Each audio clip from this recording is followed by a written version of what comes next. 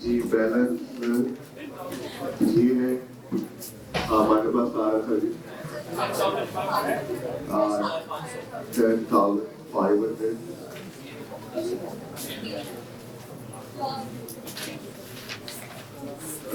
जी, depreciation.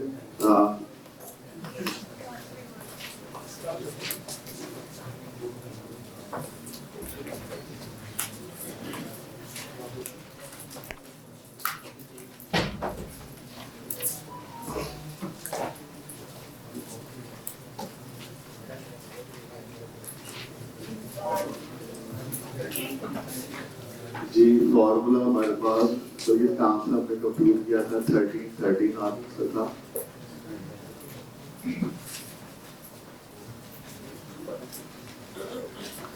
जी, 13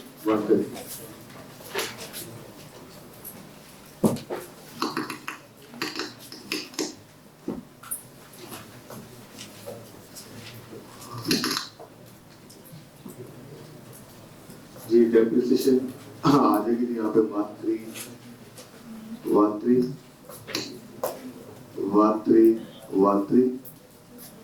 अच्छा जी, कल भी हमने इस पे काफी डिस्कशन की थी कि अगर जब हम डेप्रिसिएशन चार्ज कर रहे होंगे तो डेप्रिसिएशन की एंट्री करते वक्त हमारे पास 3 पॉसिबल सिचुएशन हो सकती हैं। उसमें से इस साल हमारे पास क्या सिचुएशन आ रही है कि हमारे पास वैल्यूएशन लॉस का बैलेंस आ रहा P&L। तो इसमें हमें क्या करना पड़ेगा, हमें डेप्रिसिएशन सेविंग की एक वर्किंग करनी पड़ेगी। इसके बारे में मैं 3 बातें बताता हूँ सेविंग के बारे में। 3 बातें क्या हैं कि सेविंग की अमाउंट हम उसी तरह से कंप्यूट करेंगे जिस तरह से ट्रांसफर ऑफ इंक्रीमेंटल डेप्रिसिएशन की अमाउंट कंप्यूट की जाती है। मतलब जो बैलेंस आ रहा होगा उसे रिमेनिंग लाइफ से डिवाइड करेंगे और मल्टीप्लाई बाय एंड बाय 12। तो 3 बातें सेविंग के बारे में। पहली बात, अमाउंट बिल्कुल वैसे कंप्यूट करेंगे जैसे आप कंप्यूट करते हैं ट्रांसफर की। दूसरी बात, सेविंग की को हम अपनी वर्किंग में क्या लिखेंगे, पॉजिटिव। और तीसरी बात, सेविंग जो होती है वो एक वर्किंग होती है, इसकी कोई एंट्री नहीं होती। सेविंग की कोई भी डबल एंट्री नहीं होगी। तो जैसे हम डेप्रिसिएशन पर आए तो हमारे पास, जैसे हम डेप्रिसिएशन पर आए, यहाँ जो डेढ़ आएगा 7 है जी। तो यहाँ पे हमारे पास जैसे ही हम यहाँ पर आएंगे तो वहां पर कितनी सेविंग आ जाएगी, कितनी बनेगी 187।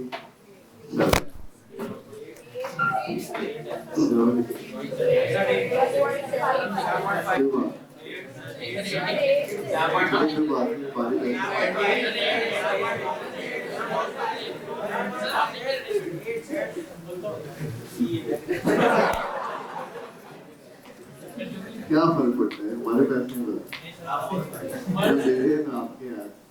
तो परेशान इतना पॉजिटिव क्यों है, हमारे पैसे नहीं है, अपने पैसों के जो मर्जी लिखे। तो ये मैं इसलिए लिख रहा हूँ क्योंकि वो इधर भी जो हमने डेप्रिसिएशन है ना, वो भी 13 आउट ऑफ ईवे, तो सेविंग शुड बी 187। 13 आया तो 87 पे टैली करना चाहिए। पर अगर आप एग्जामिनेशन में उसको 188 लिख देंगे तो फर्क नहीं पड़ता, 188 क्या लेते हैं। फिर आप कहेंगे कभी कभी तो सवाल करते हैं तो 188 कर दिया, लेकिन वैसे मैं बता रहा हूँ कि लॉजिकली 187 आना चाहिए। तो एग्जामिनेशन में 188 पे ठीक समझ जाएगा क्योंकि mathematically rounding off the rules मुताबिक 188 ही बनता है। तो इस सेविंग की आपने कोई डबल एंट्री नहीं करी। बैलेंस अपडेट करेंगे।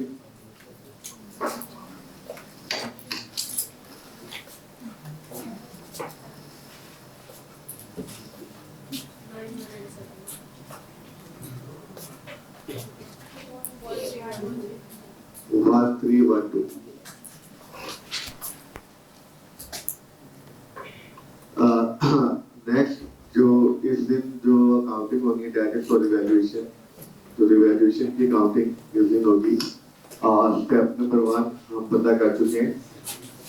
हमने हमने नेट बुक वैल्यू कंप्यूट कर ली और द डेट ऑफ रिवैल्यूएशन। जी अब देखिएगा हमारे पास रिवैल्यूएशन गेन आ रहा है कि लॉस आ रहा है। हमारे पास नेट बुक वैल्यू आ रही है 9187,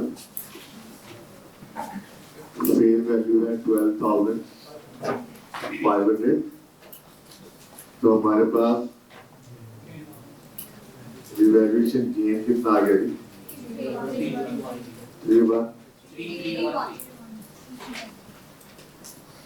3313 का हमारे पास रिवैल्यूएशन गेन आ गया स्टेप नंबर 2 में। नेक्स्ट हमने क्या करना है? नेक्स्ट हमने रिवैल्यूएशन की काउंटिंग करनी है। इसमें पहला स्टेप क्या होगा? एलिमिनेशन, और नेक्स्ट स्टेप क्या होगा? फिर रिवैल्यूएशन गेन की काउंटिंग करनी। तो एलिमिनेशन की एंट्री कर देते हैं और रिवैल्यूएशन की भी।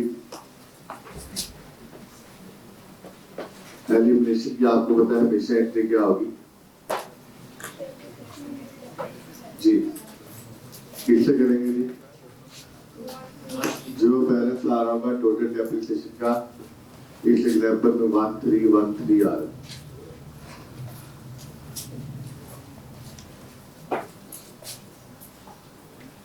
जी रिवैल्यूएशन गेन की भी रिफ्लेक्टिव बना लेते हैं। हमारा जो टोटल गेन आ रहा है वो 3313 से आ रहा है। तो एसेट 3313 से डेबिट 300 से रिकवर करना है। इस लेजर का फायदा ये है कि हमने जितनी भी अमाउंट रिकवर करनी है नेट ऑफ डेप्रिसिएशन सेविंग, वो चाहे 1 साल बाद दोबारा रिवैल्यूएशन हो, चाहे 3 साल बाद हो, जितने भी साल बाद रिवैल्यूएशन होगी, जो ये फॉर्मेट हम तरीका फॉलो करते हैं इसमें क्या होता है? हमारे पास ये बैलेंस क्या आ रहा होता है? अपडेट का आ रहा होता है। तो हमने जो रिवैल्यूएशन लॉस है उसको जब रिकवर करना होता है तो recovery net of depreciation saving होती है, और वो हमारे पास अमाउंट आ रही है 1312 रिकवर कर देंगे। ये रिवैल्यूएशन में गेन आ जाएगा और बाकी गेन 2001 रुपए कहाँ पे आ जाएगा? Revaluation circle.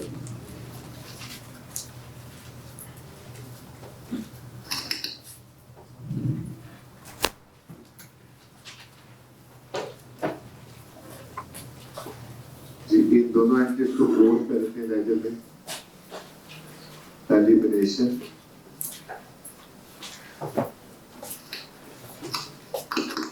या डेबिट या क्रेडिट,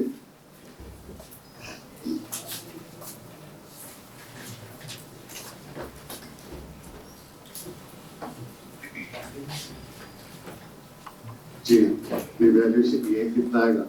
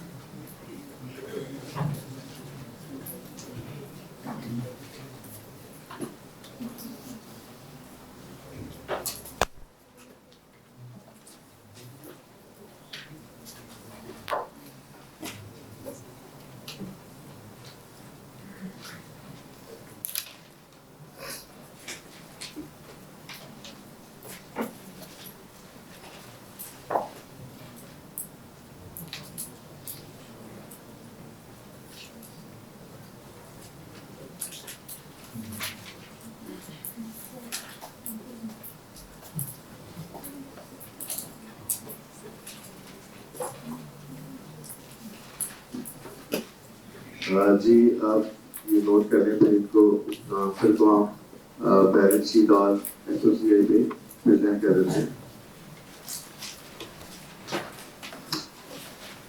जी बैलेंस शीट शीट पे क्लोजिंग बैलेंसेस आएंगे। पीपी या क्लोजिंग बैलेंस आ रहा 12,500 और सरप्लस का बैलेंस आ रहा क्लोजिंग बैलेंस 2,000।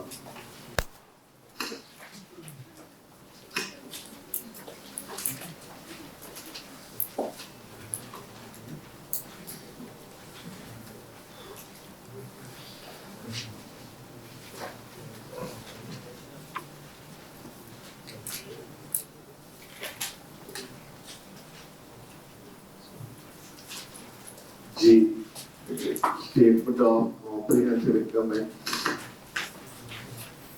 डेप्रिसिएशन आई थी साल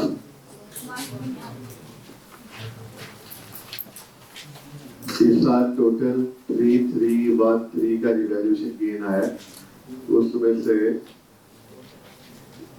रिवैल्यूएशन सरप्लस में 2001 रुपए का रिकॉर्ड हुआ और प्रॉफिट एंड लॉस में 1312 का रिकॉर्ड हुआ। रिवैल्यूएशन सरप्लस का मतलब अदर कॉम्प्रिहेंसिव इनकम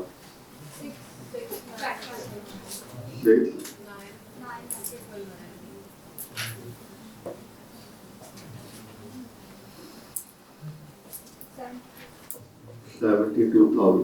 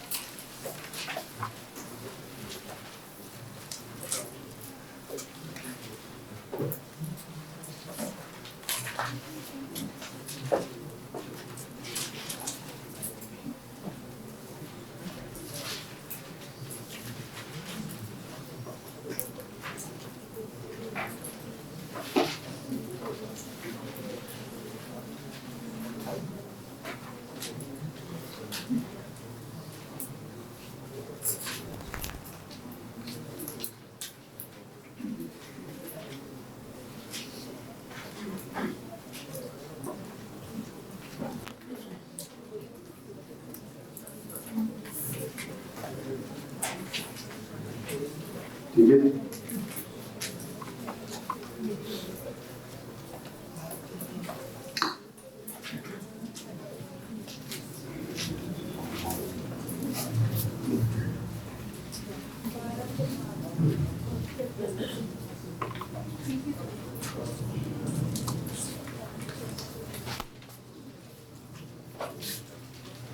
अच्छा जी, कुछ दो पॉइंट्स हो रहे हैं, फिर इस एरिया को क्लोज करते हैं।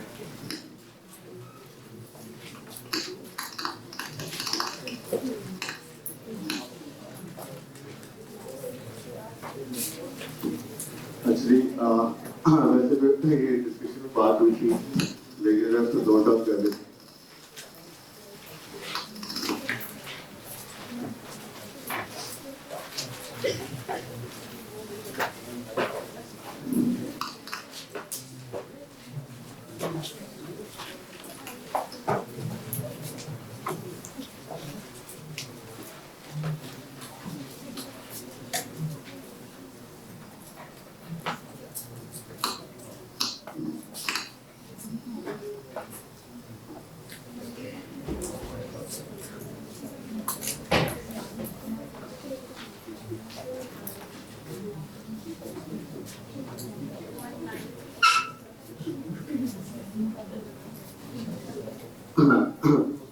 जी, जब ऐसे की लाइफ खत्म हो जाएगी तो जो भी बैलेंस आ रहा होगा रिवैल्यूएशन सरप्लस का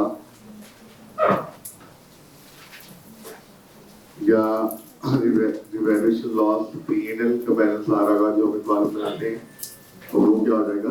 zero.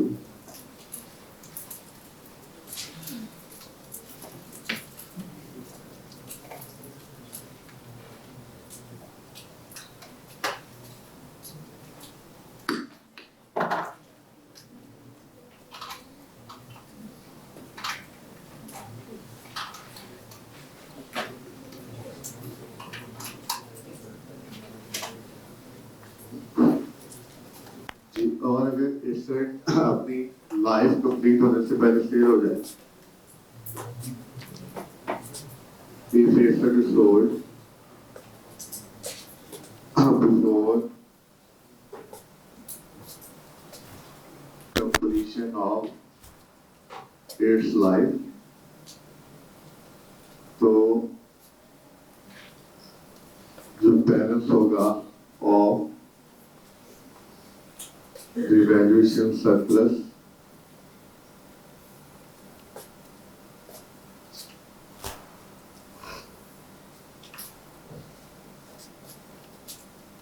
shall be immediately transferred to, उसको हम कहाँ ट्रांसफर कर देंगे, रिटेन अर्निंग।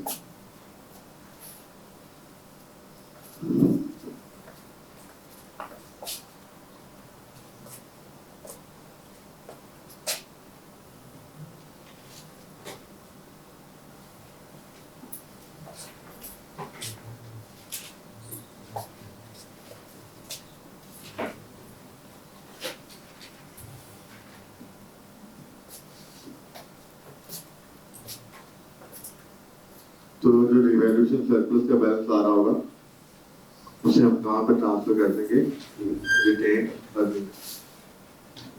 अच्छा, रिवैल्यूड एसेट पे गेन और लॉस की कैलकुलेशन कैसे होगी?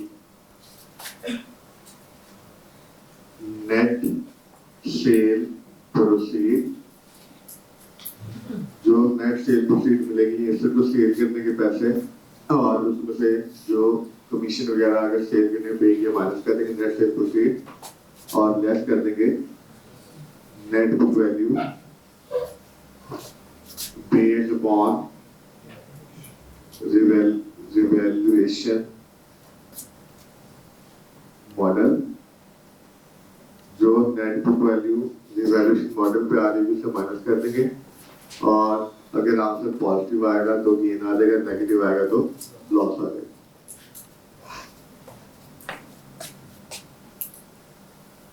जो भी गेन लॉस होगा हमसे उसे कहाँ रिकॉर्ड करेंगे, प्रॉफिट एंड लॉस अकाउंट।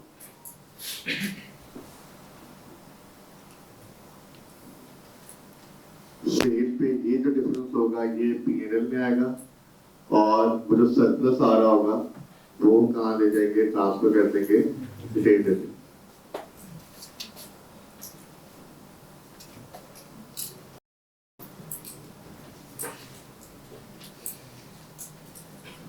ठीक,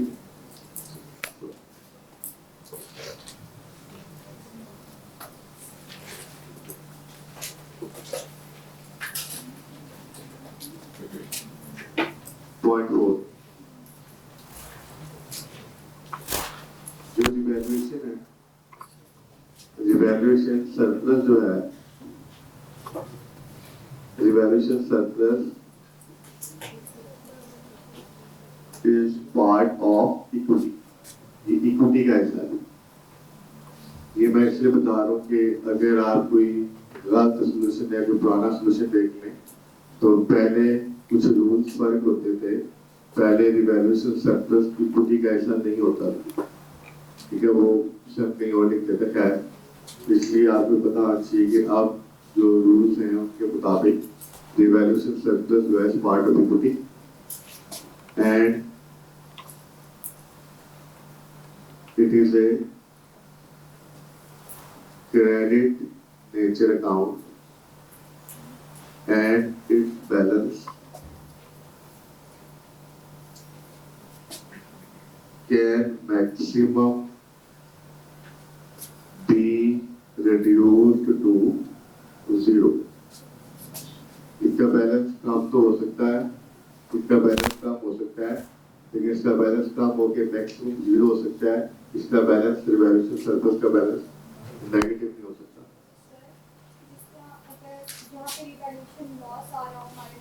कुछ नहीं करेंगे उसको ट्रांसफर नहीं करते, वो वर्किंग एसेट है। अगर हम क्वेश्चन ये है कि अगर हम एसेट को सेल करें और सेल करते वक्त हम अभी हमने क्वेश्चन को सॉल्व किया है, हम 2 कॉलम बनाते हैं, एक रिवैल्यूएशन सरप्लस का और एक रिवैल्यूएशन लॉस P&L का। तो अगर हमने एसेट सेल किया है और सेल करते वक्त उस एसेट का रिवैल्यूएशन सरप्लस का बैलेंस नहीं आ रहा बल्कि रिवैल्यूएशन लॉस P&L का बैलेंस आ रहा है, तो उस बैलेंस को कहीं पे भी ट्रांसफर नहीं करेंगे, वो वैसे ही रहेगा। दूसरे के वर्किंग कार्य होते हैं, उस वर्किंग का मकसद ये होता है कि अगर बाद में कभी रिवैल्यूएशन हो और रिवैल्यूएशन गेन आए तो हमने ये नेट ऑफ डेप्रिसिएशन सेविंग इतना लॉस क्या करना है, रिकवर करना है, वो उस मकसद के लिए होता है। जी अच्छा जी, पॉइंट नंबर 5 ये लिख लें जरा। ये वैसे हमने ये जो भी मैंने बातें लिखी हैं उससे कुछ हमने डिस्कस पहले भी की थी वर्दी क्लास में, लेकिन जरा मैंने कहा कि हम उसको नोट डाउन कर लें ताकि चीजें हमें याद रहें। जो मैं पॉइंट नंबर 5 बताने लगूँ ये भी हमने डिस्कस किया था, जस्ट को लिख लेते हैं। ये अगेन अंडरस्टैंडिंग छोटे छोटे पॉइंट्स होते हैं, अगर ये पता होते हैं तो अक्सर जो आगे भी एग्जाम होते हैं उसमें कोई ना कोई चीज मिसिंग होती है और उसमें फिर इन पॉइंट्स की हेल्प से हम अपने सोल्यूशन को अचीव कर सकते हैं। तो एक बात ये हुई थी पहले क्लास में कि अगर एसेट रिवैल्यूएशन मॉडल पे है और रिवैल्यूएशन सरप्लस का बैलेंस आ रहा है तो इसका मतलब ये है कि जो हम रिवैल्यूएशन मॉडल पे डेप्रिसिएशन चार्ज कर रहे हैं वो उस डेप्रिसिएशन से ज्यादा है अगर हम कॉस्ट मॉडल पे क्या कर रहे होते, चल रहे होते। तो बात लिख लेंगे if it's 0.5 if asset is measured at revaluation model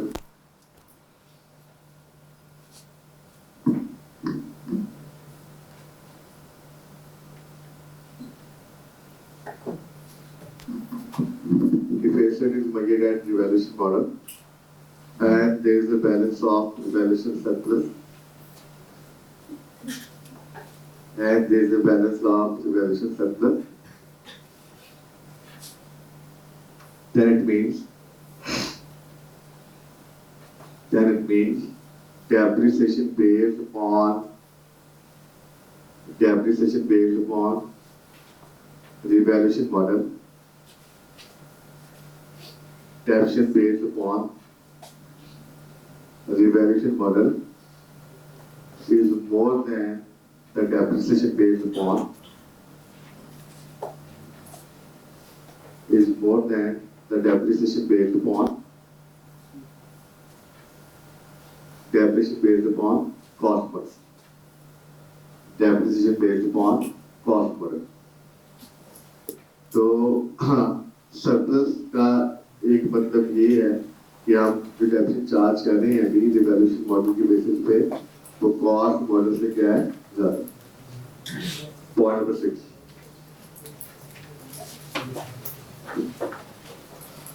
if asset is measured at revaluation model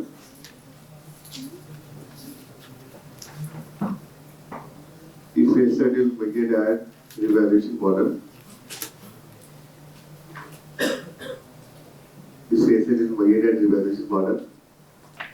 and there is a balance of revaluation loss P&L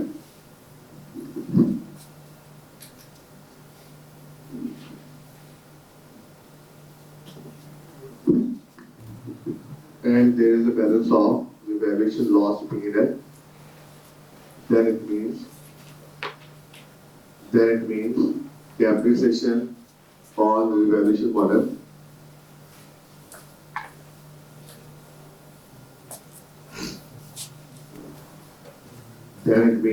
depreciation on revaluation model is less than the depreciation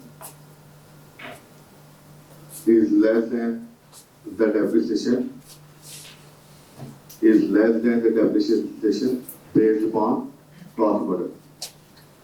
उसी asset की जो depreciation है अगर हम cost model में निकालें तो उससे क्या है ये कम।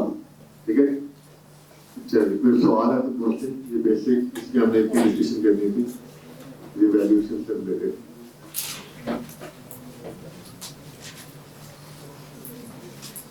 बस 10-15 मिनट आया 40 की डिस्कशन करनी, कुछ बेसिक्स मैंने रिवाइज करनी है।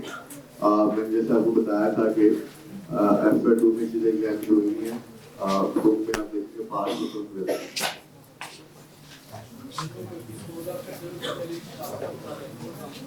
ठीक है, तो बताया नहीं ट्रांसफर करना। अगर अगर हमने अगर हमने अगर आपने एसेट को डिस्पोज किया और उस वक्त उसका रिवैल्यूएशन लॉस पीएनएल वाला बैलेंस आ रहा है तो उसका कुछ भी नहीं करना कोई फर्क नहीं।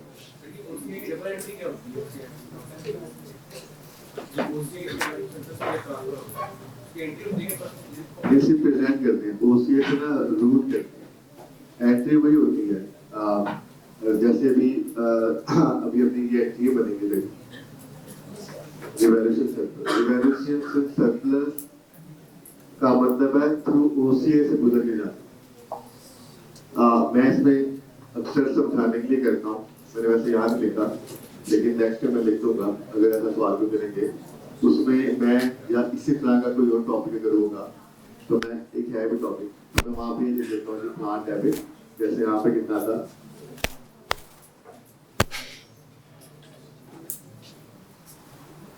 तो ब्रैकेट में लिख देते हैं ओसीए। इसका मतलब होता है कि ये क्रेडिट और रिवैल्यूएशन सरप्लस हो रहा है लेकिन ये ओसीए से रूट हो गया है एंट्री नहीं करते हैं ब्रैकेट में लिख देते हैं अंडरस्टैंड के लिए। जी जी आया 40 इन्वेस्टमेंट प्रॉपर्टी ये बिल्कुल जैसे मैंने मेंशन किया गया आपने बस बेसिक सा 10 मिनट रिवाइज करना इन्वेस्टमेंट प्रॉपर्टी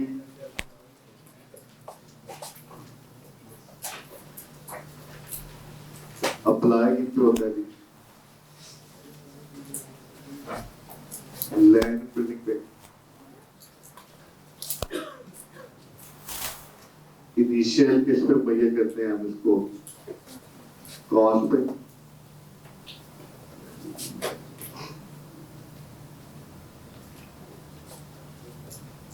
सबसीक्वेंट हमारे पास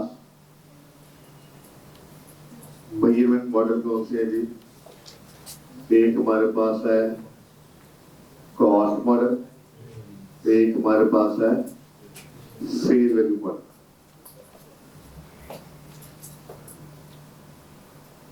कॉस्ट मॉडल पे IS 40 में लिखा हुआ है सेम एज IS 16 कि जो IS 16 को कॉस्ट मॉडल आप पढ़ते हैं वही सेम ही मॉडल है जो कि आपने फॉलो करना है मतलब डेप्रिसिएशन भी चार्ज करनी है आसान लफ्जों में आपने डेप्रिसिएशन भी चार्ज करनी है और आपने इम्पेयरमेंट लॉस प्रूव करना है। लेकिन यहाँ पे ख्याल नहीं करना होता है यहाँ पे एक ख्याल करना होता है कि जो लैंड है ना लैंड डेप्रिशिएट नहीं होती लैंड डेप्रिशिएट नहीं होगी मतलब अगर आपके पास लैंड आ रही है एज एन इन्वेस्टमेंट प्रॉपर्टी और आप उसको मेजर कर रहे हैं कॉस्ट मॉडल पे तो रूल है same as IS 16 cost model. तो कॉस्ट मॉडल में जो लैंड होता है उसको डेप्रिशिएट आप नहीं करते लैंड डेप्रिशिएट नहीं होती। तो इन्वेस्टमेंट प्रॉपर्टी में भी अगर आप लैंड एज इन्वेस्टमेंट प्रॉपर्टी होगी और उसको आप कॉस्ट मॉडल पे मेजर कर देंगे तो आप उसको डेप्रिशिएट चार्ज नहीं करेंगे। फेयर वैल्यू मॉडल थोड़ा सा डिफरेंट एक मॉडल है यहाँ पे ये रिवैल्यूएशन मॉडल नहीं है इसका कंपैरिजन भी मैं फेयर वन में करवाता हूँ तो आपको याद ही होगा क्लास में या था हमने थोड़ा सा वो दोबारा रिविजिट कर लेंगे देख लेंगे उसे। हाँ फेयर वैल्यू मॉडल में हम क्या करते हैं हम थोड़ा सा डिफरेंट इसका ट्रीटमेंट है। एक तो सबसे जो कॉमन चीज है वो ये है कि इस पे डेप्रिसिएशन ऑफ चार्ज नहीं करते। फेयर वैल्यू मॉडल पे चाहे लैंड एज इन्वेस्टमेंट प्रॉपर्टी हो चाहे बिल्डिंग हो फेयर वैल्यू मॉडल में डेप्रिसिएशन चार्ज नहीं होती बल्कि उसके बदले क्या होता है जी हम क्या करते हैं ये एंड पे फेयर वैल्यू अपडेट करते हैं और जो फेयर वैल्यू गेन लॉस आता है वो कहाँ रिकॉर्ड होता है ओनली इन P&L। वो सिर्फ प्रॉफिट एंड लॉस अकाउंट में क्या होता है बुक होता है।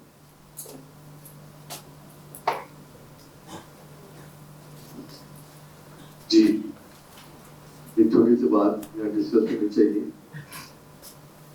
कि IS 40 बताया था लैंड बिल्डिंग पे, और हमारा ऑब्जेक्टिव क्या होता है रेंटल, और क्या होता है जी कैपिटल एप्रिसिएशन। अगर लैंड एंड बिल्डिंग हो और इनमें से कोई भी हमारा ऑब्जेक्टिव हो तो आप वो लैंड बिल्डिंग इसमें फॉल करेगी IS 40 में, अदरवाइज वो IS 40 में फॉल नहीं करेगी।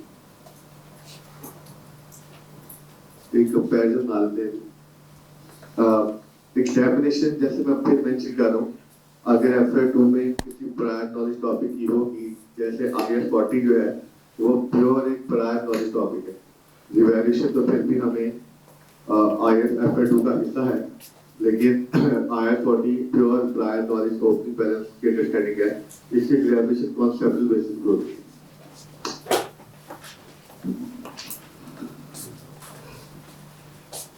एक कंपैरिजन बता रहे थे,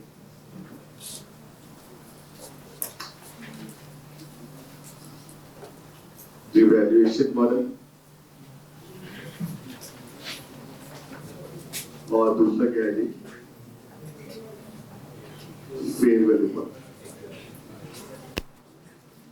इसी में सारी चीजें समझ आ रही जी।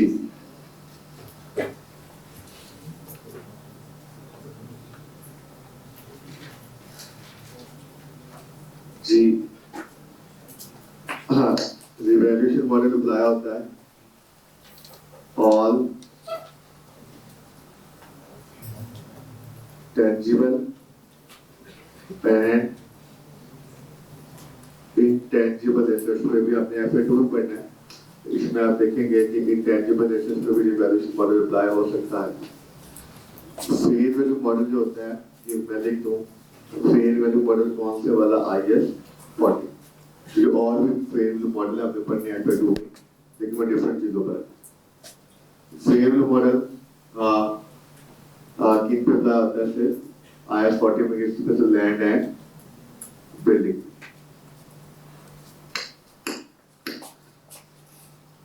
और क्या फर्क है, यहाँ पे हम डेप्रिसिएशन चार्ज करते हैं, यहाँ हम डेप्रिसिएशन चार्ज नहीं करते। और हाँ जी हाँ शाबाश, गुड पॉइंट। इम्पेयरमेंट, यहाँ पे इम्पेयरमेंट टेस्ट होता है, इम्पेयरमेंट टेस्ट होगा तो जाएगा, अगर इम्पेयरमेंट लॉस वगैरह आएगा तो बुक भी हो जाएगा। यहाँ पर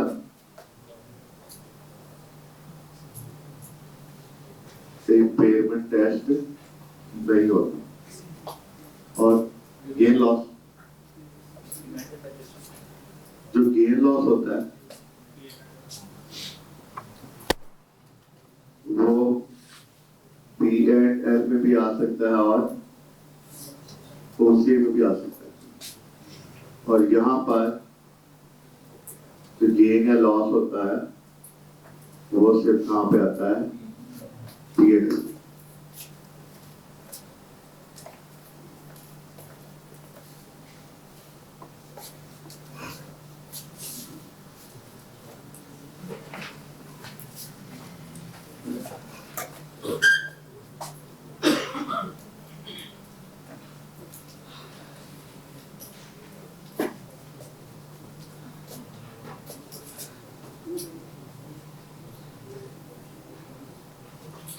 जी और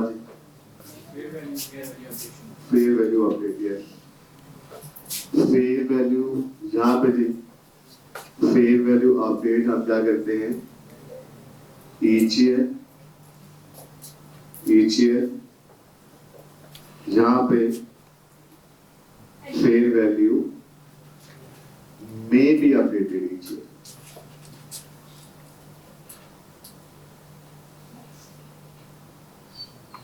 क्योंकि रिवैल्यूएशन मॉडल में रूल फर्क है, अगर एसेट की जो मार्केट वैल्यू है अगर वो हर साल सिग्निफिकेंटली डिविएट होती है तो फिर आप क्या करेंगे, हम रिवैल्यूएशन हर साल करेंगे, और अगर फेयर वैल्यू सिग्निफिकेंटली डिवेट नहीं होती है हर साल तो फिर 3 या 5 साल बाद करेंगे, लेकिन यहाँ पर हर साल फेयर वैल्यू अपडेट होती है।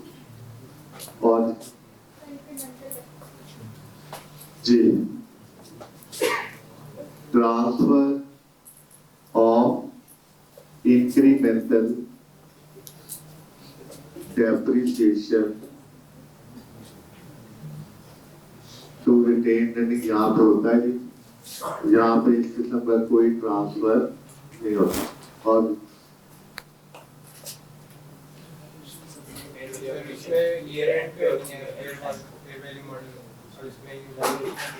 हाँ जी, हाँ जी, fair value may be updated at any time during the year, और यहाँ पे जी fair value is updated at year। और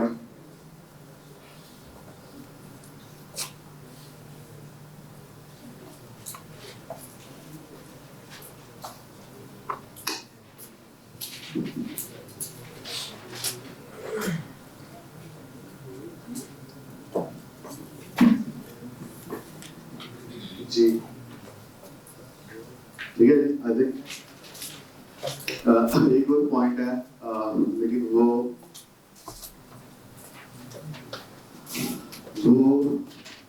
फेयर वैल्यू मॉडल और रिवैल्यूएशन मॉडल का डिफरेंस नहीं है। वो हम कह सकते हैं कि IAS 16 और IAS 40 का डिफरेंस है, वो भी काफी सिग्निफिकेंट डिफरेंस है। वो इन दोनों का डिफरेंस नहीं मैं बता रहा हूँ, ये बात खत्म हो गया।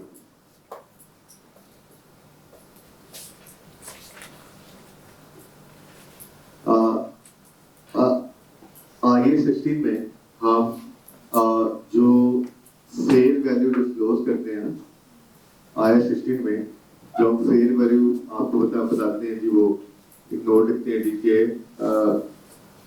जो लेटेस्ट रिवैल्यूएशन है वो इंडिपेंडेंट वैल्यूज ने की थी और उसकी रिवैल्यूड अमाउंट ये थी, ये हम बताते हैं IAS 16 में। लेकिन हम तब बताते हैं जब हमारा एशियन किस्म मेजर हो रहा होता है रिवैल्यूएशन मॉडल। लेकिन IAS 40 में क्या है, इवन अगर आप कॉस्ट मॉडल पे भी चल रहे हो ना, तो आपको इन्वेस्टमेंट प्रॉपर्टी की फेयर वैल्यू क्या करनी पड़ती है, डिस्क्लोज करनी पड़ती है।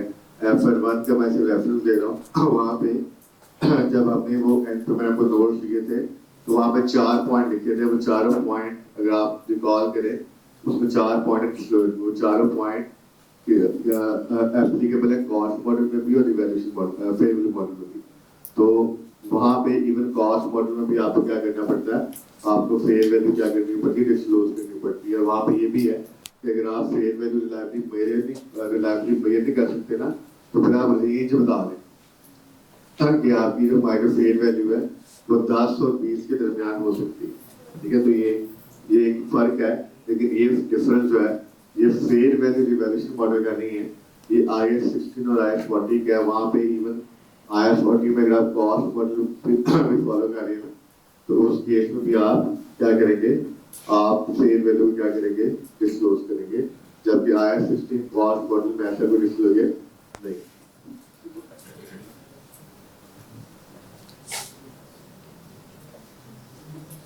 जी, थोड़ी सी 10 मिनट की डिस्कशन IAS 36 की, सिर्फ बेसिक अंडरस्टैंडिंग के लिए पानी ही, ताकि हमें याद रहे कि फेयर वैल्यू अपडेट करनी होती है, क्या करना होता है। कॉन्सेप्चुअल एग्जाम में होना है, FY2 में मेरे प्रायर नॉलेज एग्जाम में होना है। IAS 36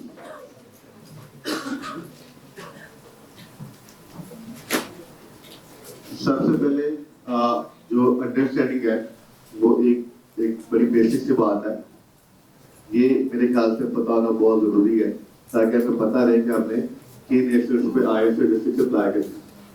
तो IAS 36 के मुताबिक जो इम्पेयरमेंट टेस्ट होता है वो हम किन किन पे करेंगे।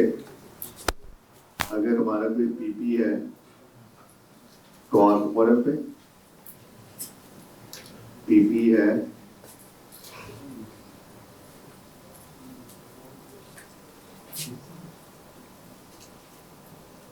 आई ए का मतलब intangible asset cost model, intangible asset revaluation model, investment property, IP investment property, cost model और biological asset,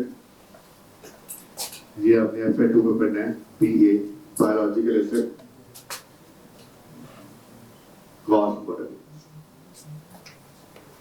इन पे इनके अलावा किसी भी एसेट पे हम IAS 36 के मुताबिक इम्पेयरमेंट टेस्ट नहीं कर सकते। इम्पेयरमेंट टेस्ट IAS 36 के मुताबिक इन एसेट्स के अलावा किसी भी एसेट पे अप्लाई नहीं होता। पीपी पे cost revaluation model, IA intangible asset,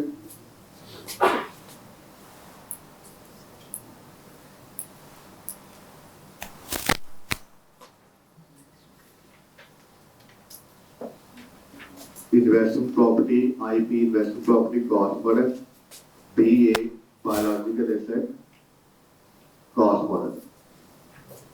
ये सबसे पहले आपको बताना चाहिए।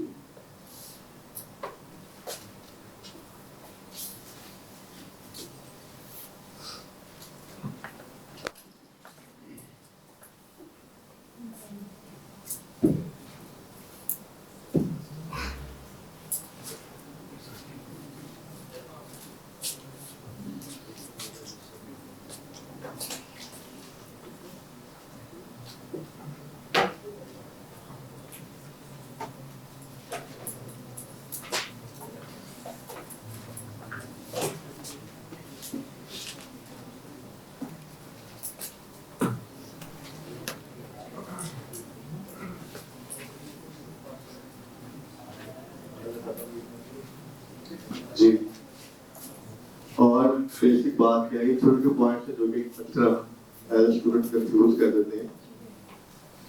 और बेसिक बात क्या है, हर ईयर पे बिजनेस के लिए लाजमी है मस्ट असेस इंडिकेटर।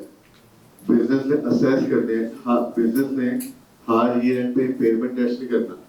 बिजनेस ने क्या करना है, हर ईयर पे असेस करने हैं indicators of impairment.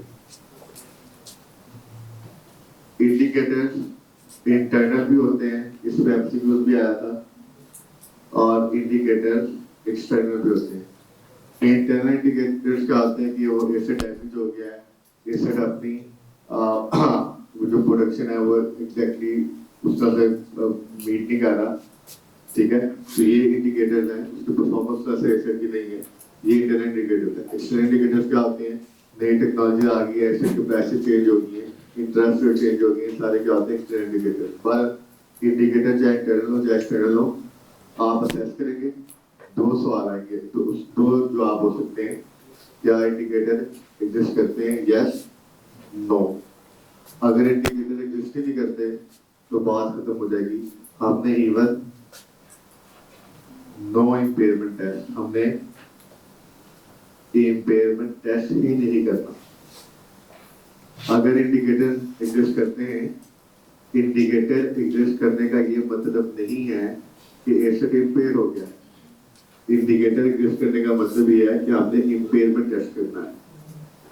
Impairment test क्या होता है जी, दो चीजों का मुकाबला किया जाता है, net book value versus recoverable amount. जब मुकाबला करेंगे तो इम्पेयरमेंट लॉस हो भी सकता है, नहीं भी हो सकता। ये सारी बातें इसलिए लिख रहे हैं क्योंकि हम एक आसानी के लिए जल्दी में ये रूल बना लेते हैं कि हर ईयर एंड पे पेमेंट टेस्ट करना है, और ये पेमेंट टेस्ट अगर हो गया तो उसको तो लॉस नहीं आना। ऐसा नहीं है, ये पेमेंट टेस्ट एक है, टेस्ट करवाएंगे, लॉस आ भी सकता है, लॉस नहीं भी आ सकता। लॉस तब आया होगा आर डॉट ए,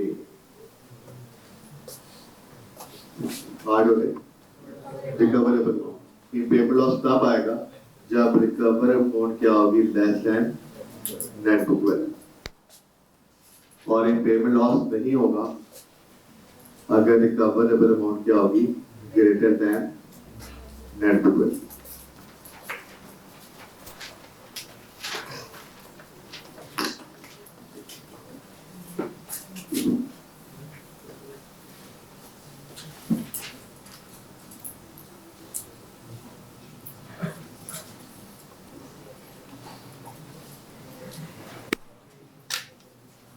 अच्छा जी, हाँ, रिकवरेबल अमाउंट क्या आती है, आसान सी बात है ये।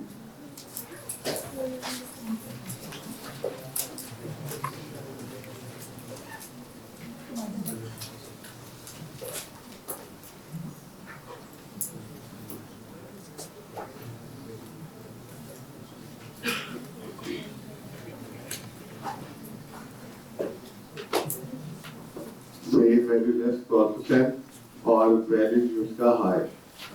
वैल्यू यूज क्या होती है? It is present value of future net cash flows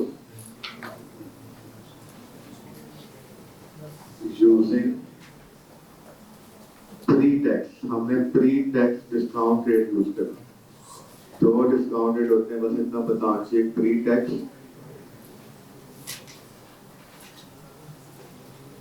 एक प्री टैक्स होता है, एक पोस्ट टैक्स डिस्काउंट रेट होता है। एमएफए के सब्जेक्ट में भी आप सीखेंगे, अगर किसी का एग्जाम नहीं है तो उसमें भी आप सीखेंगे कि यहाँ पे डिस्काउंट रेट की कैलकुलेशन कैसे होती है, कॉस्ट ऑफ फाइनेंस के चैप्टर वहाँ पे। तो present value of future cash flow using pre tax discount rate. तो यहाँ पे सीखने वाली बात फिलहाल इधर इतनी है कि कौन सा रेट यूज करना है। ये भी FA2 में एग्जाम में हुआ है, ये आपने प्री टैक्स रेट यूज करना है। ठीक है जी, ठीक है। लॉस, इम्पेयरमेंट लॉस, हाँ, ये लिए मेरे ख्याल से बेसिक अंडरस्टैंडिंग ये बहुत है। ठीक है, चलिए नेक्स्ट आते हैं। क्या डिसमेंटलिंग कॉस्ट जो है, क्वेश्चन पूछ लो पहले, क्वेश्चन पूछ लो क्या।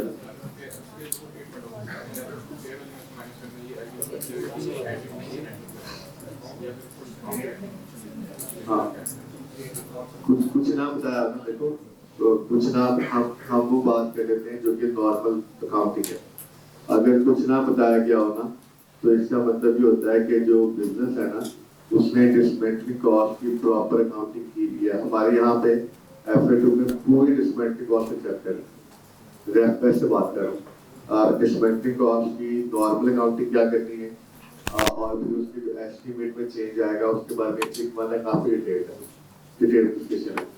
तो हम ये मान लेते हैं कि नॉर्मल अकाउंटिंग क्या होती है कि डिसमेंटलिंग कॉस्ट को बिजनेस ने अपनी किताबों में रिकॉर्ड किया होता है, बस नॉर्मल बाय डिफॉल्ट। अगर रिकॉर्ड किया हुआ है और जो नॉर्मल रिकॉर्ड करना होता है, तो इसका मतलब है जब हम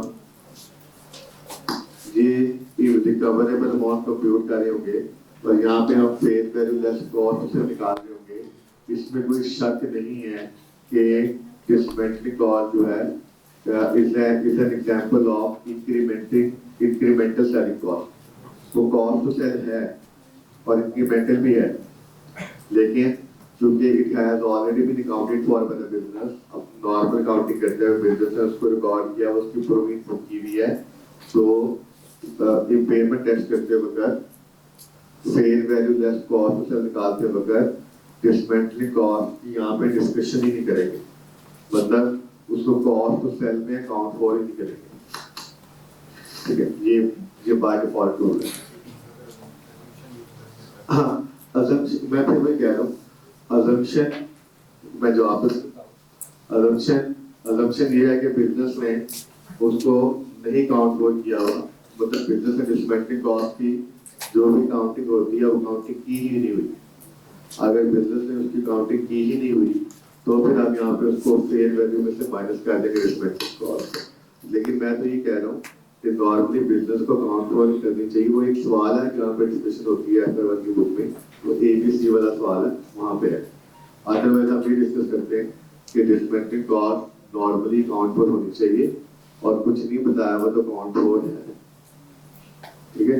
तो उसके जवाब के मुताबिक फेयर वैल्यू लेस कॉस्ट करके वर्क में हम डिसमेंटलिंग कॉस्ट को यहाँ पे फेयर वैल्यू में से माइनस नहीं करेंगे, उसको इग्नोर करेंगे, डिसमेंटलिंग कॉस्ट करोगे, ठीक है। अभी दोबारा जब आएंगे तो दोबारा पढ़ेंगे, ठीक है जी। नेक्स्ट, अच्छा जी, हमारा एक चैप्टर है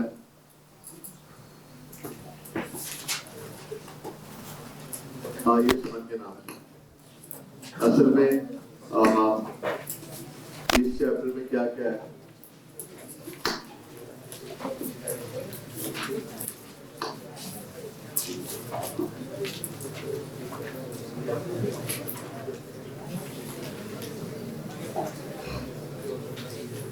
जी ये चैप्टर है जी सेपरेट फाइनेंशियल स्टेटमेंट के बारे में। आयुष्मान के नाम से बुक में इस चैप्टर में हमारे पास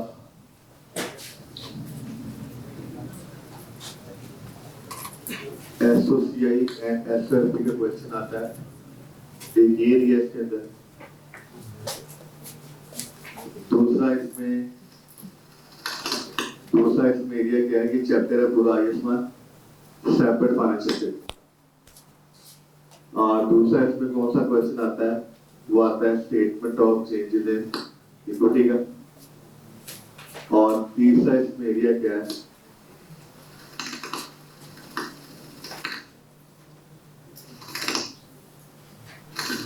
third, fourth and fifth schedule of companies act. ये इस चैप्टर में 3 एरियाज है। अभी हमने जो पहले कवर करना है वो सिर्फ ये वाला एरिया करना है। ये वाला एरिया बिल्कुल सेम है जो हम कहाँ कवर कर चुके हैं FAR 1 में, ये बिल्कुल सेम है,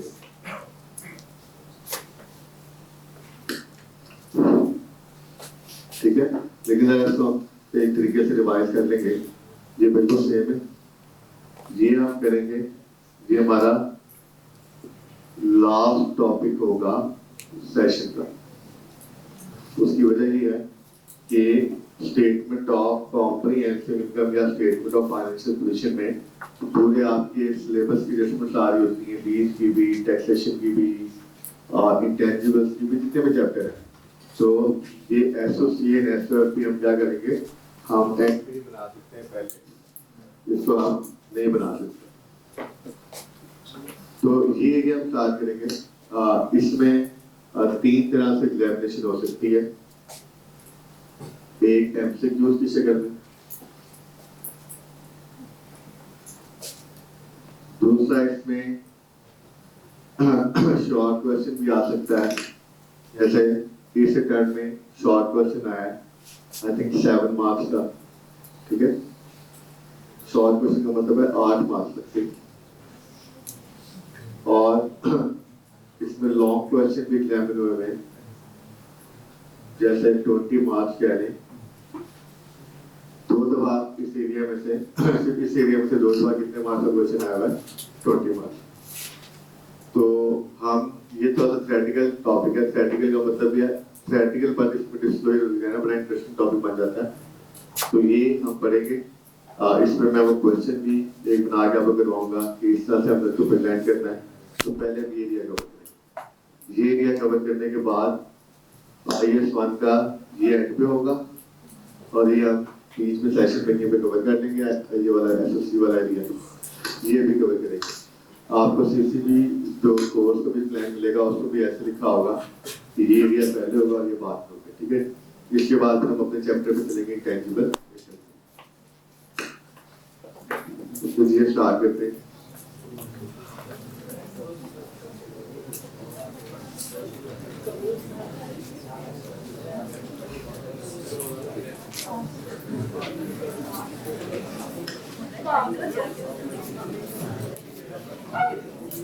जी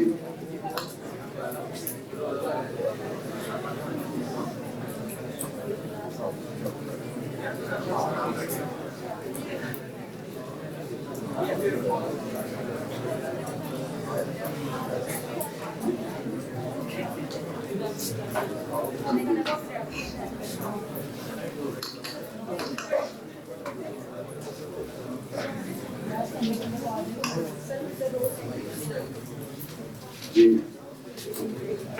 component of financial statement. Financial statement के 5 कंपोनेंट्स हैं जी।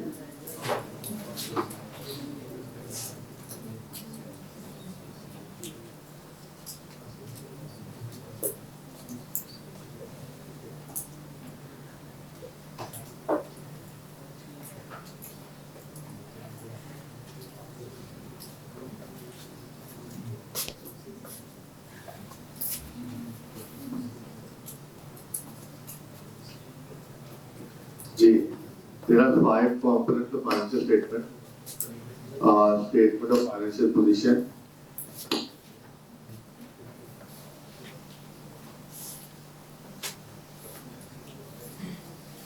statement of comprehensive income, statement of changes in equity, statement of cash flows, and note to the financial statement. ये सारी हमें बेसिक बातें पता है।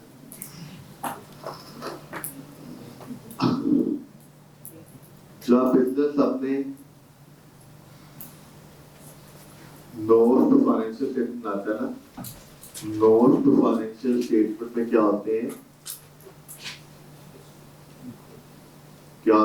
डिस्क्लोजर्स होते हैं। डिस्क्लोजर्स 2 किस्म के होते हैं, एक होते हैं न्यूमेरिकल डिस्क्लोजर्स, एक होते हैं नरेटिव डिस्क्लोजर। न्यूमेरिकल का मतलब होता है, जैसे मैं एग्जांपल देता हूँ आपको, IAS 16 का नोट होता है, हम उसमें न्यूमेरिकली डिस्क्लोज करते हैं, ये ओपनिंग बैलेंस है, कॉस्ट है, डेप्रिसिएशन, व्हाटएवर सारी बातें। एक होते हैं नरेटिव डिस्क्लोजर्स। नरेटिव डिस्क्लोजर का मतलब होता है बस अपने वर्डिंग में कुछ बातें क्या करनी होती हैं, डिस्क्लोज करनी होती है। जैसे एक छोटी सी एग्जांपल देता हूँ, जैसे हमें ये डिस्क्लोज करना होता है, अगर मैन्युफैक्चरिंग बिजनेस है तो हमें डिस्क्लोज करना होता है कि हमारे बिजनेस की मैक्सिमम प्रोडक्शन कैपेसिटी क्या है, और अगर हमारी एक्चुअल प्रोडक्शन कैपेसिटी मैक्सिमम से कम है तो उसके रीजन ऑफ शॉर्टफॉल क्या है वो भी हमें क्या करने पड़ते हैं, डिस्क्लोज करने पड़ते हैं। इसी तरह से हमें हमारे चीफ एग्जीक्यूटिव डायरेक्टर्स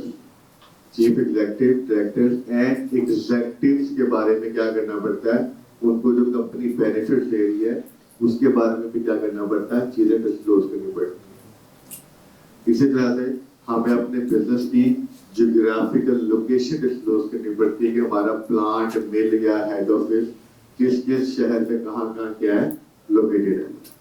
हमें अपनी, अगर हम किसी कंपनी की सब्सिडरी है तो हमें उस चीज को भी क्या करना पड़ता है, डिस्क्लोज करना पड़ता है। ठीक है जी। तो इसमें ये होते हैं नरेटिव डिस्क्लोजर।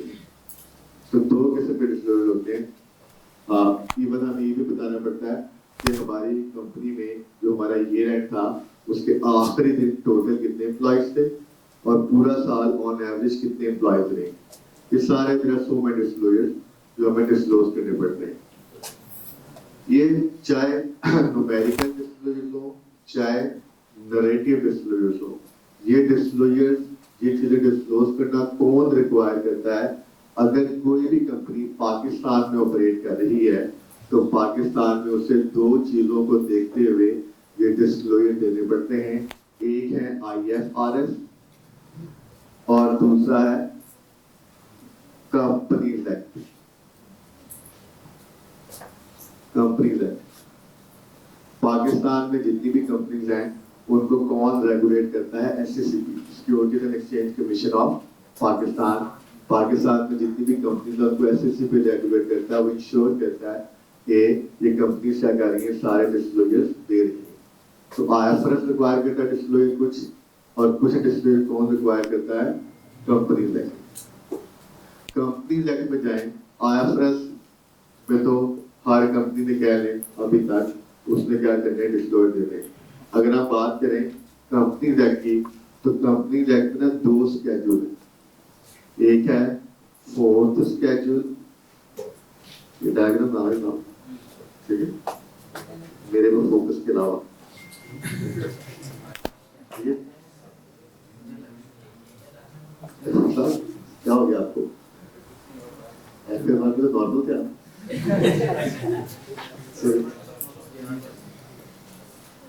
एग्जाम देने के बाद चलो, तो रिजल्ट के बाद ठीक हो जाएगा, इसे सेटल आउट हो जाएगा। चलिए, तो कंपनीज एक्ट में 2 स्केड्यूल हैं। कंपनीज एक्ट में एक 4th स्केड्यूल है। 4th स्केड्यूल अप्लाई होता है लिस्टेड कंपनीज पे, और 5th स्केड्यूल अप्लाई होता है नॉन लिस्टेड कंपनी। अल्लाह हाफिज़।